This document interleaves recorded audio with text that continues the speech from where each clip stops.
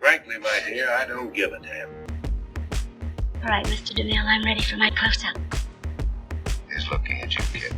Hola gente, bienvenidos otra vez a Diseccionando el Cine. Yo soy Majo. Y yo soy Val. Y el día de hoy vamos a hablar de la nueva película Dune o Duna, dirigida por Denis Villeneuve. Es una adaptación y la adaptación fue hecha por Denis Villeneuve, Eric Roth y Jon Spaihts. Y la fotografía fue a cargo de Greig Fraser. Es protagonizada por Timothée Chalamet como Paul Atreides, Zendaya como Chani, que ni siquiera sale tanto, pero bueno, Rebecca Ferguson como Jessica Atreides, Jason Momoa como Duncan, Oscar Isaac como Leto Atreides y Stellan Skarsgård como Vladimir, Javier Bardem como Stilgar, Dave Bautista, Josh Brolin, entre muchas otras personas. Esta historia está rara de contar, sin spoilers, pero bueno, aquí sabemos que hay spoilers, pero básicamente existe este planeta donde la arena tiene un químico o esta especie en donde se produce y pues produce energía, ¿no? Muy similar a lo que podríamos considerar hoy como el petróleo, por decirlo así. Entonces están a cargo esta dinastía, los Hokram. La verdad es que no recuerdo bien los nombres, pero la familia de Stellan Skarsgård, para tomarlo así con estos personajes, la familia de este personaje está a cargo. El emperador decide quitarlos y poner a la familia de Atreides, que es la de Oscar Isaac con Rebecca Ferguson, y su hijo, el personaje de Timothée Chalamet, que es Paul, y deciden, bueno, más bien como que se le impone ir, básicamente, no es como que tuvieran en realidad una opción porque se los está pidiendo el emperador. Entonces llegan a este nuevo planeta en donde básicamente se dejaron condiciones horribles, o sea, básicamente está hecho para fracasar y desde un principio tú tienes la sensación de que tienen que fracasar, ¿no? Lo dice muy bien en un momento el personaje de Stellan Skarsgård, esto nada más es temporal, el irnos de este planeta es temporal. Y el punto de esto es que se lleva esta familia que está ganando mucho poder dentro del imperio, porque es esta familia como ducal. Te ponen que existen varias familias como reales o estas dinastías en donde están teniendo este juego de poder. Entonces esta familia, la de Paul y la de los Atreides, pues básicamente tiene que ser destruida para evitar que sigan ganando más poder, y la única manera de conseguirlo es teniéndolos dentro de este desierto, que te dicen que el calor es básicamente insoportable, bebes tu propio sudor para poder rehidratarte. Entonces pues en todas estas condiciones en realidad lo que quieren hacer es acabar con esta dinastía, ¿no? Entonces pues así se va moviendo todo esto.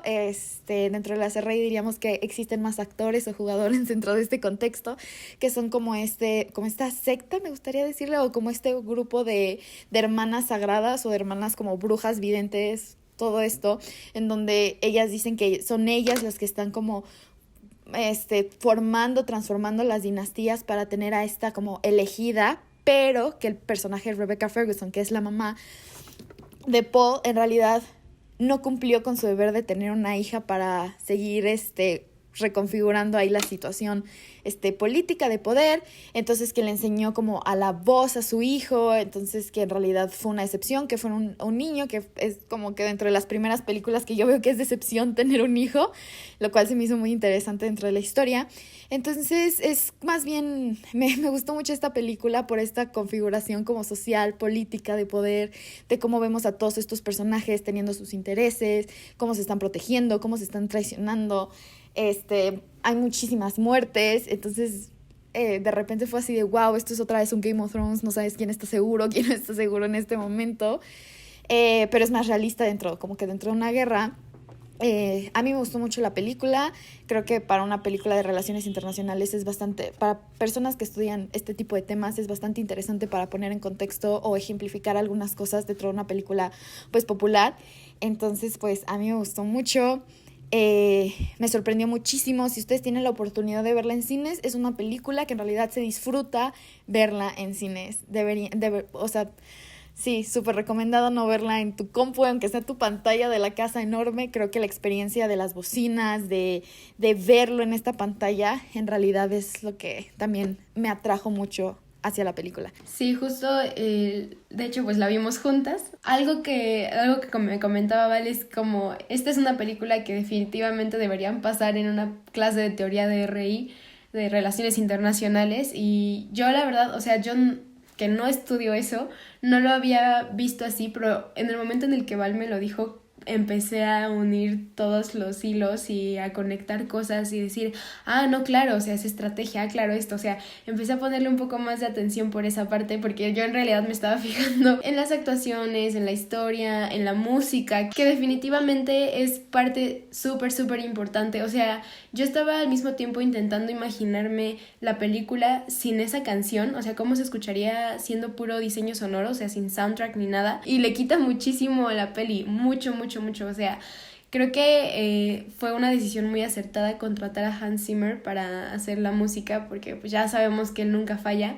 Sin embargo, le decía a Val que ya es una música que tú escuchas y dices, seguro la hizo Hans Zimmer, o sea, ya me corregirá si alguien que esté estudiando música, si estoy mal, pero creo que Hans Zimmer siempre usa... No, yo descifré como 4 recursos y que son un poco en ese orden, que empieza como con un poco de campanadas, sonidos un tanto aguditos, después empieza con tambores así, y después voces. Mucho como también podemos ver en El Príncipe de Egipto, que precisamente también es en un desierto. Entonces creo que por ahí hay alguna relación, sentí yo, en la música.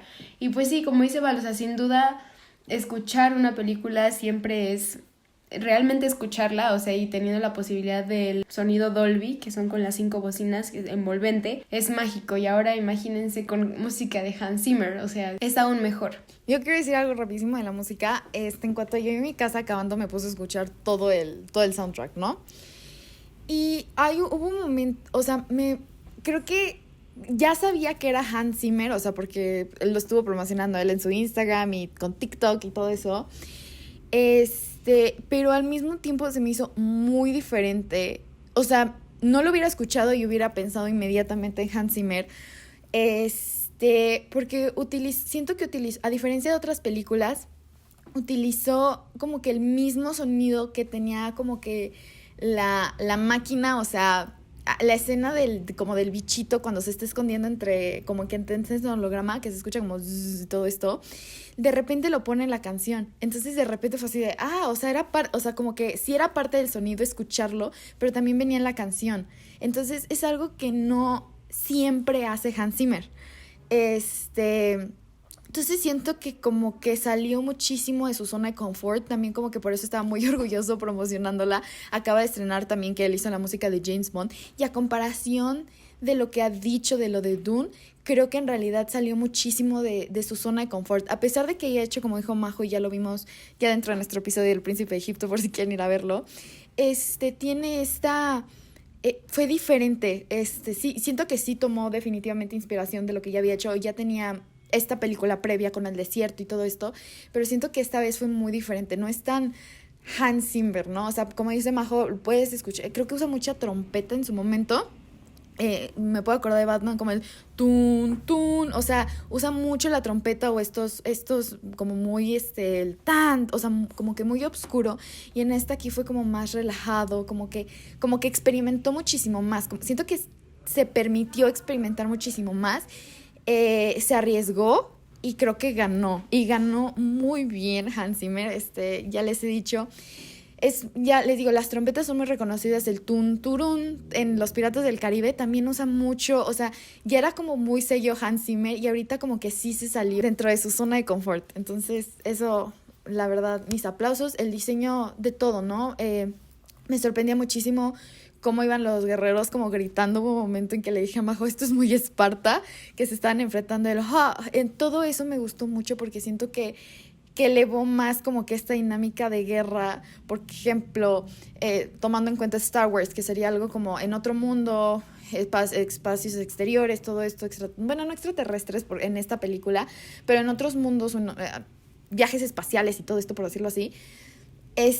No escuchamos ese tipo de cosas como humanas, o sea, ese enfrentamiento humano no lo sentimos como que en otras películas como de espacio, tomando el ejemplo de Star Wars. Siempre es como, escuchamos como los sables de luz, tun, tun, tun, ¿saben? Sí, sí, sí. Y aquí sí fue mucho más como humano, ¿saben? Me gustó muchísimo que a pesar de que sí estuviera en otros lugares, en un contexto como película, no como de espacio, pero sí de espacio, como que en otros mundos, se siguiera sintiendo muy humano el sonido al momento de pelear. O sea, todavía eran como espadas, dagas, todo eso. Entonces ese elemento me gustó mucho porque siento que te pone en un contexto también de pelea humana que muchas veces no terminamos de ver en estas películas por intentar poner como otros implementos como pistolas o sables de luz para que se vean impresionantes, cuando en realidad lo impresionante es como ver la coreografía de los actores peleando, ¿no?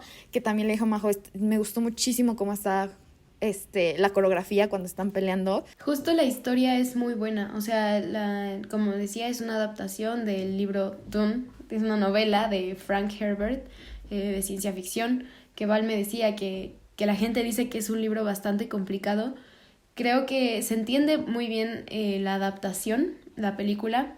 Digo, la historia es muy buena, pero pues eso es mérito de Frank, ¿no? No es mérito tanto de los directores ya de la peli. Sin embargo, creo que la peli chance sí podría durar un poquito menos.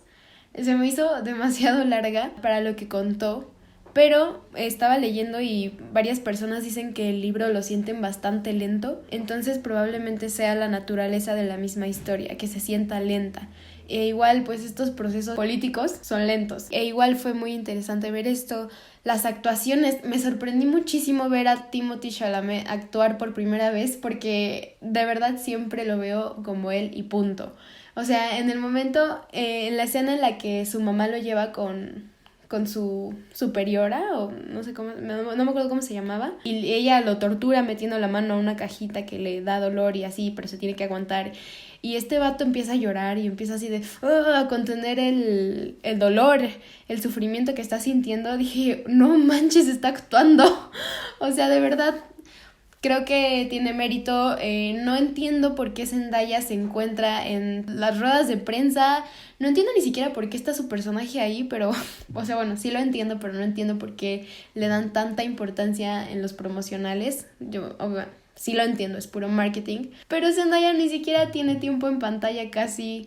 O sea, aparece muy de la nada. Es extraño, la verdad. La mente de Paul nos ayuda a medio conocerla. Este recurso de la cámara lenta para distinguir entre la realidad y lo que está en la cabeza de Paul. Yo no lo había cachado de una, después comentándolo con Val fue como, ok, sí, fue muy inteligente como cambiarle eso, ¿no? Y que no fuera nada más como, por ejemplo, en Little Women con la iluminación, algo que ya es un poquito más de cajón. Tiene actores buenos, como Javier Bardem, Rebecca Ferguson. La verdad es interesante, pero sí es una historia sumamente lenta. La fotografía no se me hizo tan guau. Creo que es guau por la naturaleza de los paisajes que están grabando. O sea, por sí solo ver el desierto y ver las dunas, estas grandes piedras es como wow, ¿saben? Pero creo que en esta ocasión la naturaleza del lugar ayuda mucho a que la fotografía sea buena, porque por así decirlo, no puedes cagarla en un lugar tan bonito. Yo estoy muy emocionada porque el director de fotografía de esta película va a ser el director de fotografía de Batman, la de Matt Reeves del 2022. Entonces estoy muy emocionada. Estaba muy emocionada por ver lo que iba a hacer con esta película para saber más o menos. O sea, sé que todas las películas son diferentes, pero más o menos para conocer su estilo. No tiene tampoco tantísimas películas como para decir, ok, como que como el chivo, ¿no? O sea, no es tan fácil como identificarlo. Entonces también iba muy emocionada por esto. Y con lo que dices de Timothée Chalamet, en la película creo que Call Me By Your Name de cajón es muy buena, ahí se actúa muy bien. Creo que en la de Beautiful Boy y en la de Interestelar también, más bien siento que no termina de actuar, como lo dije, en las películas de Greta. O sea, como que Greta quiere a Timothée Chalamet y no quiere a su personaje, ¿no? Entonces por eso decía en el otro podcast de Little Women, por si quieren, hay otro spa. O sea, es lo que me quejaba de cuando quieren hacer estas mancuernas, porque siento que Greta quiere a Timothée Chalamet y no a un personaje. Entonces creo que puede ser bastante dañino para su carrera. Que se sigue enfocando como que en ese tipo de personajes. Creo que en Dune también vuelve a salir un poquito como Hans Zimmer, como que un poquito de su zona de confort a una película con muchísimo más acción. Había sido básicamente intelectual, más así como bohemio, como personajes, y el hecho que ahorita se esté retando como físicamente a empezar a hacer un poquito de papeles más físicos, creo que también le puede ayudar a abrirse a otras pues oportunidades, ¿no? Sin tener que cambiar muchísimo su físico, porque creo que eso ayuda a la historia como de Paul, de decir, siempre creemos que este elegido es como que esta persona fuerte y súper capaz en todos los sentidos, y creo que Paul se me hace muy interesante este personaje porque siento que es más como nerd de alguna u otra manera. O sea, sí lo veías haciendo como que entrenando, porque le decían, tienes que entrenar porque tú no sabes en qué momento las cosas puedan como cambiar, pero en realidad siempre como que en sus tiempos libres estaba como viendo estas filmaciones, entendiendo el paisaje, entendiendo todo. Entonces creo que eso también me gustó muchísimo, este personaje que como que era muy curioso con lo que estaba viendo, con lo que estaba haciendo. Me intrigó muchísimo toda esta parte, ahorita que me acordé, toda esta alegoría del matador. Vemos a un momento hubo un matador, vemos una pintura como de un matador y lo vi y dije, ¿está vestido de matador? Y de repente empiezas a ver el toro, ¿no? La cabeza del toro, y luego empiezas a ver estas figuras de los matadores y todo eso. Y todavía como que no me puedo hacer bien a la idea de qué significaba, porque era cuando salía el papá. Entonces, o sea, como que me daba, o sea, todavía no, como que no, la voy a volver a ver como para seguir buscando qué va detrás de la idea de este matador, ¿no? O sea, me interesó muchísimo. Si alguien puede poner en sus comentarios qué les pareció la idea del matador, porque es algo que como que me está quebrando la cabeza un poquito, decir qué significaba este matador, ¿no? Porque eran muchos, tenían las figuritas, el hecho de que se hiciera tanto hincapié en que estuvieran guardándolo cuando se movieron como de ciudad en ciudad, por decirlo así, que se lo guardaran con tanta, o sea, que le tuvieran tanto afecto a esta figura, ¿no? La familia, ¿no? Entonces, me gustaría saberlo, también leer el libro para ver si puedo encontrar una pista ahí. Entonces, tuvo muchos símbolos en muchas cosas la película. Estaba hablando con un amigo que no voy a decir el nombre, yo sé que lo vas a escuchar, tú sabes quién eres, y me dijo que no le había encantado porque te lo habían dado todo, que era una película con mucho texto, muy Nolan, casi citando, y le dije, bueno, a mí me gustan las películas de Nolan, no es sorpresa de esto, pueden ver nuestro programa de Tenet, tercer spam del programa, pero me gusta mucho porque le digo que estos monólogos muchísimas veces te dan también información del personaje como persona, sí como el contexto claramente, pero también como persona, como cómo es su filosofía. Me gustó que esta película no nada más te dijeran, te amo, hijo, no sé qué, estoy orgulloso de ti, sino que con cómo le tocaba la espalda, cómo le decía, cómo lo cuidaba, cómo todo esto en realidad sí podías ver que el papá se preocupaba por él, ¿no? Más allá de nada más decirle, estoy orgulloso de ti y todo esto, ¿no? Entonces creo que las acciones en realidad sí justificaron como que estos monólogos, y él me decía que en realidad la película no estaba como que estaba tan dada y que no había, como que el espectador no tenía oportunidad como de interpretar varias cosas, y lo que le discutía es que en realidad sí había varias cosas que interpretar, ¿no? O sea, muchísimas veces no te lo dieron como tan masticado, te lo dieron, sí, hasta cierto punto un poquito masticado ya la información, pero no siento que toda la información te la hayan dado masticada. Me gustaba mucho ver las alucinaciones de Paul, porque en realidad no pasaban como estaban pasando, entonces sí había ciertos cambios, o sea, sí pasaba como en el momento que asesina a este personaje dentro de un combate, Majo me dice, va a ser su mentor, algo le va a enseñar y no sé qué, ¿no? O sea, ya estábamos predispuestos a que eso iba a pasar por su alucinación. Pero al final del día lo terminó matando. O sea, sí le enseñó porque necesitaba matar a un hombre, necesitaba como caerse, verse caído para tener que hacerlo, porque era algo que se tenía que enfrentar dentro del desierto. Si iba a entrar a esta nueva tribu, tenía que hacerlo. Entonces, de alguna u otra manera, sí le enseñó, y eso es ya no es subjetivo, no es objetivo, ya es una interpretación de sus alucinaciones, ¿no? Cuando le dice al personaje de Duncan, que es Jason Momoa, te vi muerto tirado en un suelo con todos muertos. Ahí o sea, fue muy claro que él ya sabía que ir, o sea, era como que este augurio de muerte para absolutamente todos. Él ya estaba predispuesto a esto, nosotros ya estábamos como predispuestos a esto, o sea, sabíamos que algo iba a pasar, que no iba a ser tan fácil la cosa, pero al final del día, la alucinación es que todos estaban juntos dentro de una nave y a todos los veía muertos. Y todos fueron falleciendo de maneras diferentes, en momentos diferentes, con él de alguna u otra manera diferente, o su papá lejos, todo esto, ¿no? Entonces creo que en realidad sí, las alucinaciones sí te daban pistas de lo que iba a pasar y cómo Paul se iba preparando para ciertas situaciones, pero las alucinaciones nunca pasaron tal como tú pensabas que iba a pasar. Entonces creo que eso también hace que tú interpretes la alucinación en que dice, me tengo que ir con la tribu porque mi papá quería la fortaleza, y lo ves con esta armadura dorada, y lo ves ya con los ojos del desierto, y dice, se convirtió en parte del desierto. O sea, toda esta alucinación de que él se volvía el emperador, ¿no? Entonces, siento que es muy interesante porque tú dices, se va a volver emperador, pero si sus alucinaciones no son exactamente como son, ¿qué es lo que en realidad va a pasar?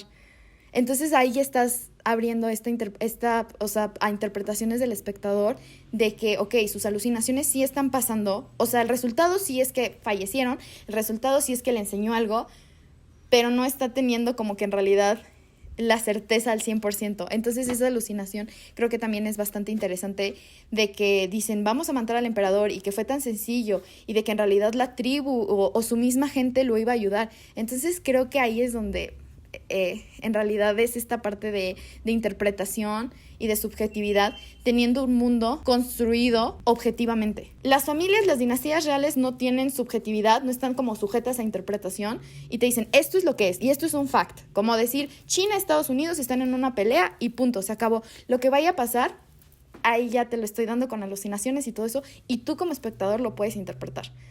Porque yo te estoy dando pistas, pero no te lo estoy dando masticado. Entonces, bueno, ahí podríamos debatir. A mí me gustó la parte de sus alucinaciones porque no nos los dieron exactamente igual, pero a final del día es una película comercial que a final le tiene que dar como pistas a los más despistados, por decir algo, ¿no? O sea, sí te tiene que dar algo. Entonces, a mí me gustó, y hasta cierto punto, sí, hubo mucho monólogo, mucho texto, como me dijo él, muy parecido a Nolan, pero a mí ese tipo de cosas me hacen conocer el personaje, me gusta personal la historia, y creo que siendo la adaptación de un libro, puedes también ver al libro, que ya habíamos hablado esto en episodios pasados con adaptaciones del libro. Es una historia lenta y creo que refleja muy bien que un proceso político, económico, social, muchas veces no es tan y ya pasó, ¿no? O sea, nosotros muchas veces vemos una fecha y decimos, aquí pasó la revolución, no sé, la revolución rusa, pero la revolución rusa llevaba años y años y años gestándose, ¿no? Entonces, pues sí. Una parte en la de justamente cuando tiene la alucinación del que probablemente va a ser su maestro y que lo termina matando, creo que es el único twist que tiene la historia. O sea, desde un principio sabemos que Paul va a hacer algo especial. Ya después nos lo confirman, ya después ponen otra confirmación cuando la gente le empieza a decir esto. Ya después dicen, no, es que esto significa esto. Y es que la mamá lo voltea a ver así de, ¡oh! Y él, no, yo no soy. O sea, es como, bro, eres el elegido, ya créetela. Es que a mí se me hace interesante porque la mamá está embarazada. Nos dejamos con que la mamá está embarazada. Entonces, si tiene una niña, ¿qué va a pasar? Si ese niño va a crecer con la tribu, no podría terminar siendo totalmente él el elegido. Y a mí otro plot twist que me gustó fue cuando te dicen que la ecologista como que sí terminaba sabiendo. O sea, no me sorprendió del todo, pero no pensé que la traición fuera a ser así. O sea, yo sabía que iba a tener algo que ver la ecologista dentro de toda la traición, porque al final del día te dicen, la mandó el emperador. Entonces tú ya sabes que dices, la mandó el emperador, ya no tiene como la mejor vibe, y ya te dijeron, no, es que estas máquinas ya estaban viejas, no es el problema de cómo lo dejaron, ya estaban viejas, ¿no? Pero no sabía, más bien nunca pensé que los fuera a ayudar. Más bien iba a decir, yo hice el trabajo del emperador, ya los dejo ahí, y como que de alguna manera los dejo morir, o saben que no los voy a... O sea, en realidad no pensé que los fuera a ayudar al final. O sea, no porque no sabía que no estuviera trabajando con el emperador. Yo pensé que les iban a terminar ayudando a la mera hora el personaje Javier Bardem, que wow. Ay, pero obvio los iba a terminar ayudando. O sea, desde el momento en el que ven a este cuate, el Paul, Timothy, todos los que son del desierto le hacían como, tú has estado aquí, tú sabes. O el que no sé qué, o sea, desde que él se supo abrochar su traje, ella decide, el que ya lo ha usado conoce esas cosas. Y es como, obviamente los va a ayudar. O sea, bueno, es que para mí esta peli no tuvo nada de plot twist. O sea, para mí fue todo así como, ok, ya sabía. Yo decía, va a ser los ojos del emperador, va a ser la que los va a terminar traicionando. El doctor tiene algo que ver, porque no te hubieran puesto al doctor que tuviera tanta importancia y que confiara tanto en él y todo esto, cuando si no hubieran usado al doctor. Entonces, ¿por qué no usaron a otra persona? O sea, en realidad no te presentaron a otra persona y tú sabes que esos dos van a tener algo que ver para ayudarlos o perjudicarlos, ¿no? O sea, tú ya sabes, tú ya tienes esos dos personajes. A lo que voy con todo esto es que... bueno, ahorita quiero hablar sobre el personaje del doctor, un segundo. Pero, o sea, cuando veo al ecologista que los quiere ayudar y que dice, y desde su primer momento te dice, soy una persona aceptada, en las dos ciudades, tanto en las personas del desierto como las personas como de la ciudad. Yo soy aceptada, pero yo estoy trabajando como ecologista del emperador, porque no sé qué, no sé cuánto, ¿no? Porque se dieron cuenta que la arena era más preciosa que el agua que podía estar abajo de ella, ¿no? Entonces, cuando te está diciendo todo esto y estás viendo que es un ecologista y que es parte del desierto, dije, no, o sea, sí los va a tener que ayudar o de alguna u otra manera, porque al final del día ella te estaba diciendo que lo que quería era el agua, no que se estuviera exportando la arena, ¿no? O sea, el decir, nos están literalmente matando por tu arena y te da igual, ¿sabes? O sea, yo decía, va a ser eso, más bien va a ser como... No sabía si por el hecho de decir, ustedes también quisieron exportar la arena, no los voy a ayudar, o, ¿sabes qué? Intentaron hacer algo bien, los voy a ayudar. Eran mis dos como visiones de ese personaje, o sea, sabía que iban a tener que ver con algo, pero al final del día tú no sabes si siendo porque se veía que era una persona pragmática y lo demostró siendo una persona pragmática, diciendo de que al final del día los tenía que ayudar porque si él era el elegido, él iba a ayudar al pueblo y todo esto, ¿no? O sea, tomando esa consideración eso, y dije, perfecto, ya, los terminando ya de esa manera. Nada más tenía esas dos opciones. Y en cuanto al doctor, cuando supe que tenía una esposa, fue así de... Lo hubiera mencionado un poquito antes. Eso es algo que sí hubieran dicho de que, le hubieran preguntado en algún momento por su esposa o algo así, porque me sacó muchísimo de onda cuando le dijeron, es que tiene a mi esposa. Fue así de, tenía una esposa, o sea, como que fue como súper, vamos a poner una esposa y por eso lo traicionó, ¿saben? O sea, nada más con que le hubieran dicho, ¿cómo sigue tu esposa? O ¿cómo está tu esposa? En algún momento creo que hubieras dicho, su esposa, y hubiera dicho, es mi esposa está, no sé, X, Z o Y, y tuviera hecho un vínculo con esa esposa para en realidad, o sea, eso es lo único que tenía que decir del doctor. Todo esto, los vestuarios, le decía a Majo que me sorprendían muchísimo, que se veían muy bien, o sea, me sorprendió muchísimo toda esa parte de vestuario. Me gustó mucho, sobre todo cuando baja Rebecca Ferguson con este vestido como naranja arenoso, por decirlo así, toda cubierta. Me gustó muchísimo cómo la veías como como cara limpia, por decirlo así. Sabíamos que estaba maquillada por luces y todo eso, pero en realidad como dando esta imagen de cara limpia. Me gustó muchísimo porque creo que muchas veces tenemos, o sea, como el personaje Zendaya y todo eso, las tenemos ahí nada más porque se ven bien, no tanto por lo que en realidad es la relevancia de su personaje, y aquí tiene muchísima relevancia. Hubiera sido muchísimo mejor meter a Rebecca Ferguson más dentro para promocionar la película, porque en realidad fueron ella y Timothée Chalamet quienes estuvieron durante toda la película, y no exactamente Zendaya, que nada más eran estas visiones en flip-flops, ¿no? Pero me gustó muchísimo como que todo eso, porque veías de alguna manera que a pesar de que el duque era el papá, quien terminaba teniendo como que la mayor influencia dentro de su hijo era la mamá. Y hubo la escena en que el papá le pregunta a la mamá, ya sabiendo que iba a pasar algo malo, que le dice, ¿protegerías a tu hijo? Y le dice, con mi vida. Y la protegerías como una Ginny Pesset o algo así, como dentro de esta orden. Y se le queda viendo así como de no sabiendo qué contestar. Y creo que se me hizo un momento como que bastante íntimo y bastante fuerte entre ellos, de decir, entendemos nuestra posición como política, pero también tenemos como que este deber como papás para nuestro hijo. Entonces también se me hace como muy interesante esa relación que pues lamentablemente ya no vamos a poder ver. Y el personaje de Stellan Skarsgård, a pesar de que tengo un problema con los personajes villanescos gordos, se me hace hasta cierto punto ya como ya viejo, ya no es y ya es gordofóbico de alguna manera.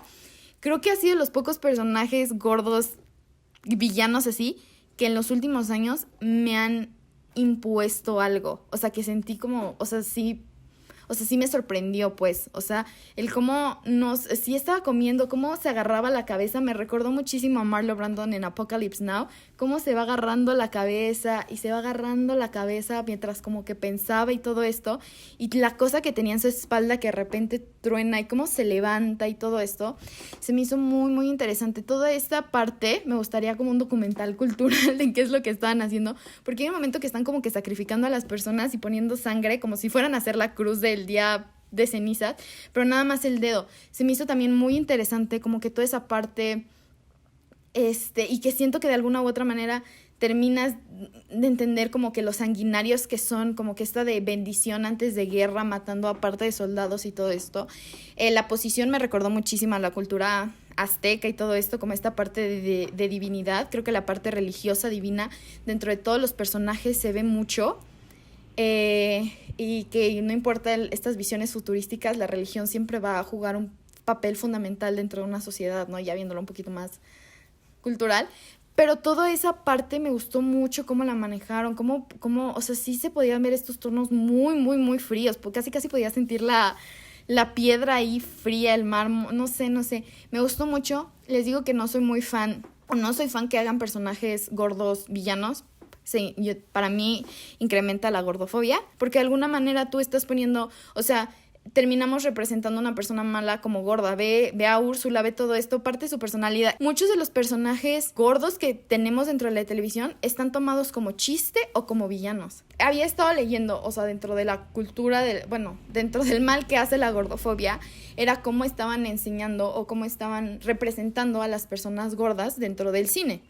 Entonces lo que estaba viendo es que tenían 2 personajes fundamentales, estuve leyendo y todo eso, y sí, en realidad tenían esta imagen del amigo o este personaje secundario que es como hasta cierto punto Pumba en El Rey León, en donde el hecho de que esté comiendo y todo eso es como parte, es que, bueno, no, Pumba no es un buen ejemplo porque Timón también está haciendo eso, nada más que él es el personaje del jabalí, ¿no? Entonces estoy intentando pensar en uno, el personaje de Ryan Reynolds en una película de Navidad, en donde estaba gordo, mientras fue gordo fue sujeto de críticas, hasta que fue flaco y cambió, lo aceptaron como una persona dentro de la sociedad, ya podía ser exitoso y todo esto. Entonces, lo que estoy hablando es que siempre tenemos esta idea de que una persona gorda va a ser exitosa hasta que sea delgada, va a ser aceptada hasta que sea delgada.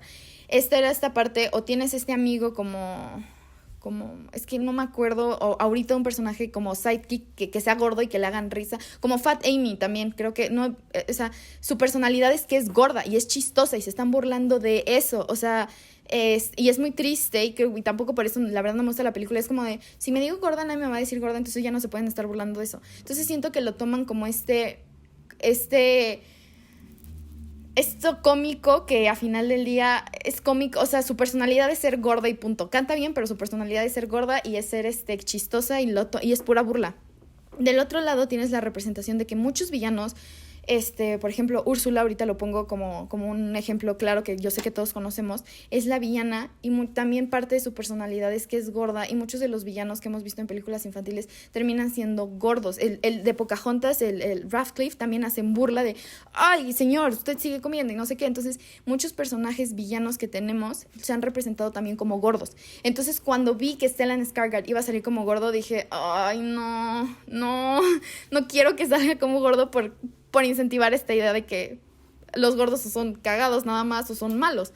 Entonces no me gustó, pero al momento de verlo, o sea, la magnitud y todo esto y las luces, obviamente todo me sorprendió mucho, y en realidad creo que en muchísimo tiempo un personaje villano gordo no me intimidaba de tal manera. O sea, no sé si fue la música y cómo se levantaba, o sea, todo esto que en realidad sí dije, wow, o sea, cómo llegó ahí, o sea, cómo, ¿sí? O sea, no sé si me explico, de que me sorprendió mucho el personaje, me hubiera gustado que lo hubieran explorado más. Esta rivalidad entre familias es clásica, es básica, es común dentro de la política, no me sorprendió cuando dijeron primo, le dije a María José, siempre es la familia, ¿no? O sea, porque siempre luego termina siendo la familia en el contexto como político. Entonces, pero sí me intimidó muchísimo como un villano gordo. Creo que hasta cierto punto sí es gordofóbico, pero al menos a mí en hace muchísimo tiempo no me había impactado un personaje así. La manera de moverse, les digo que se me figuró muchísimo a Marlo Brando en Apocalypse Now, cómo se soba la cabeza como para pensar. No, los manerismos también fueron me gustó mucho. A mí lo que más me gustó de la película fue la historia. Por conocer todos estos movimientos políticos, cómo son, cómo funciona, no tan profundo, pero sí. Como más que nada las acciones y reacciones, para mí. La fotografía, siento que se ayuda muchísimo de la música, y la música aporta muchísimo, y así debe ser. Porque se ve que trataron que la música no fuera un todo, pero creo que sí fue un 80% de la peli, porque sí, si quitas el soundtrack, como dije, no es lo mismo y la peli pierde muchísimo, muchísimo valor. Entonces le aporta bastante. Igual los vestuarios me gustaron.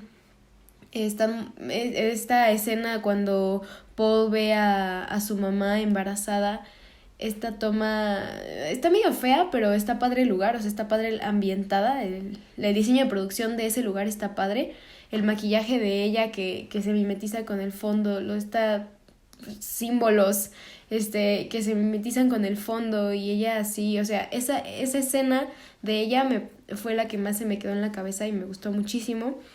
Creo que no es una peli que trascienda tanto, en mi opinión. Es una película buena, pero no es una película extraordinaria, como así de, ay, Dune, Dios mío, en mi opinión. La verdad es que yo no la volvería a ver.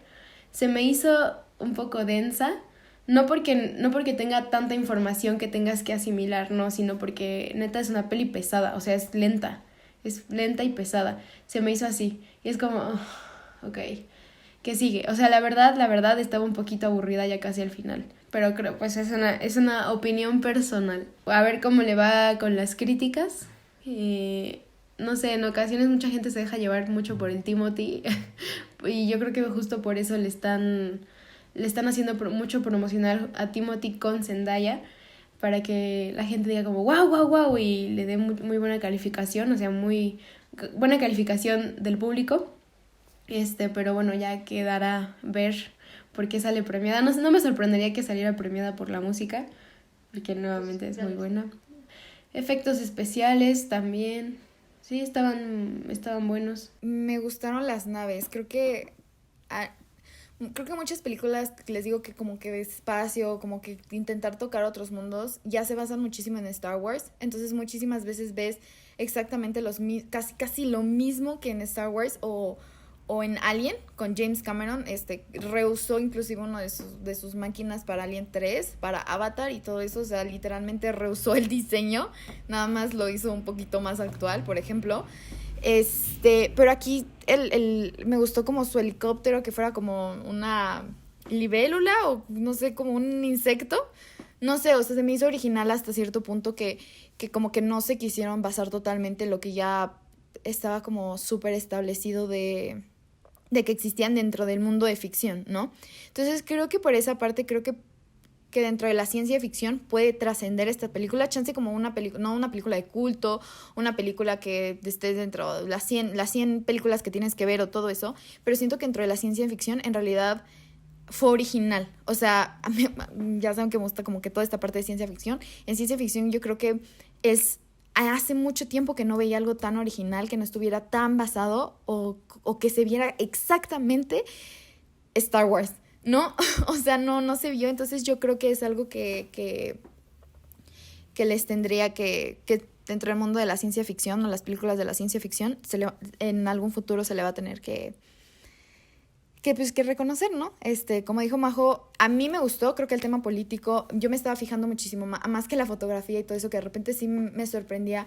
Ejemplo, estos, como, ¿cómo se dicen? Globos aéreos, pero invertidos, como de florecita, parecían como ajo, por decirlo así, cuando se inflaron.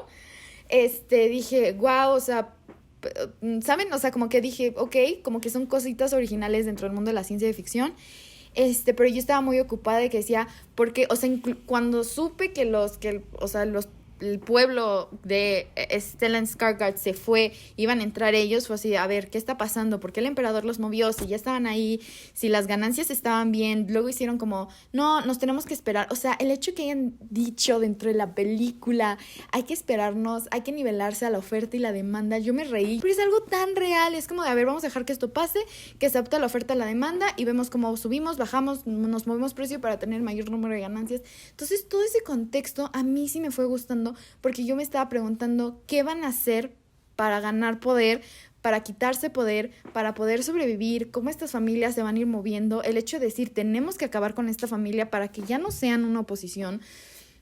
En realidad se me hace muy interesante todo, o sea, como que todo, cómo se va moviendo dentro del nivel político, ir buscando esos balances de poder, como se le diría dentro de RI, cómo se va configurando este nuevo mundo. me interesó muchísimo también, así como ya, quién es el emperador. O sea, ¿saben? Es como también qué es este ente, ¿no? Que también nada más lo dijeron el emperador, el emperador, el emperador. O sea, creo que con la realidad puedes llenar varios huecos de quién podría ser un emperador, de cómo se mueven en realidad muchísimas cosas, hacer muchísimas alegorías sobre el petróleo, el imperialismo, las personas del desierto, como las personas árabes, muchísimos detalles culturales, políticos que siento que se ve cuando ya los has estudiado o los pudo disfrutar más de esa manera, que cuál está mal porque pues una persona pues que no tiene chance y esta visión o estos estudios dentro de las personas nómadas de Medio Oriente, como en Arabia Saudita, que todavía existen hoy en día, pero sí, es más como el contexto, más que en sí ya la película en sí, pero con eso y la música de Hans Zimmer, esto de ciencia ficción, sí hace que la quiera volver a ver. Y lo del matador que me sigo, no sé qué es todavía. Pero bueno, si tienen la oportunidad de ir a verla al cine, vale la pena porque escuchar ese soundtrack es un game changer al ver la peli. Y pues bueno, nada, eso fue todo por hoy. Esperamos que les haya gustado y hasta la próxima. Hasta la próxima.